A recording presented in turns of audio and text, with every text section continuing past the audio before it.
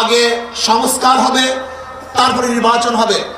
রাষ্ট্র সংস্কারের মধ্যে আমি বিচার বিভাগের স্বাধীনতা চাই, বিচার বিভাগের পূর্ণ স্বাধীনতা চাই।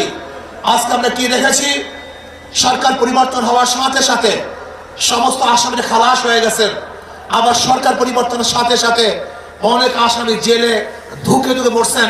তার মানে বিচার বিভাগ কি সরকারের ইঙ্গিতে চলে? একটা ভালো রাষ্ট্রের, উন্নত রাষ্ট্রের সবচেয়ে বড় মানদণ্ড হলো বিচার বিভাগের স্বাধীনতা।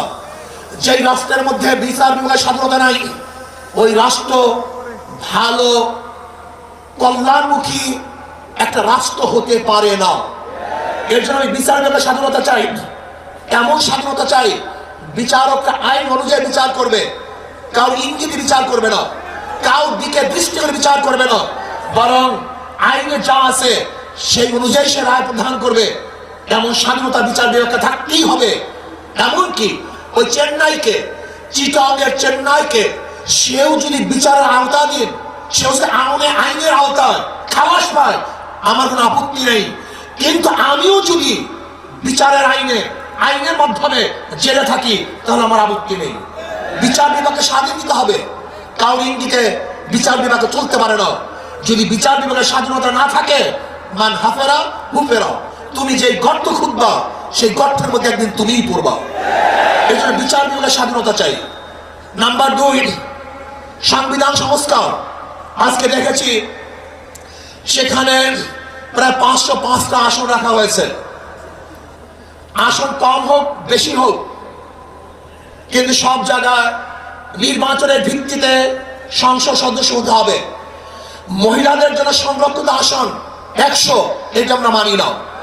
যে সংরক্ষিত আসন মহিলাদের জন্য রাখা হয়, এটা মহিলাদের সাথে বৈষম্য করা হয়, তাদেরকে দুর্বল ভাবা হয়।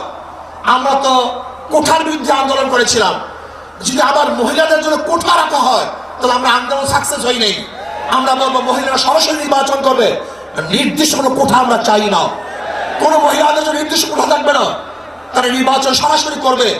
কাজী আমি অন্তর্বর্তী সরকারকে বলবো, মহিলাদের জন্য কোনো নির্দিষ্ট আসন ইসলামী আন্দোলন বাংলাদেশ এটা আমরা মানতে পারি না, এইটা আমরা চাই না। আমরা চাই দ্বিকক্ষ বিশিষ্ট হোক, এককক্ষ বিশিষ্ট হোক, পিয়ার সিস্টেমে নির্বাচন হবে, সংখ্যানুপাতিক হারে নির্বাচন হবে। যদি সংখ্যানুপাতিক হারে নির্বাচন না হয়, পিয়ার সিস্টেমে নির্বাচন না হয়, তাহলে আবারও কালো টাকা সরাসরি হবে, বেশি শক্তি ব্যবহার করা হবে, মানুষের ভোট অধিকার প্রয়োগ করতে পারবে না, আমাদের আন্দোলন ব্যর্থ হবে। আজকে